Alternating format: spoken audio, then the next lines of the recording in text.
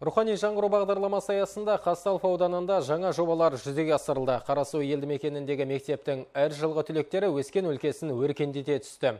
Ауылда мешіт мұнарасы, саябақ және ойын алаңы салынып, ерекше композиция орнатылды. Ауылдың ажарын айшықтауды қолға алған қарасулықтар жерлестер форумында бас қосты. Елді мекенде жалпы құны 4 миллион теңгеге 4 жоба іске асырылған. Туған жер жобасы шеңберінде алдымен жаңа демалыс орны ашылып, техникалық су тартылды. Әрі ауыл мектебінің 1984 жылғы түлектері саябақ ішіне ауыл ел бесігі монументін орнатты. Оқу бітіргенімізге 35 жыл толуына байланысты сонда шараға келіп қатысып жатыр. Елімізге алыстағы ағайындар осы Қарасу жерлестер форумына түгелдей қатысып отыр. Болашақта осы игі істеріміздің бәрі жүзеге асып, нығая беруіне атсалысамыз деп сендіремін.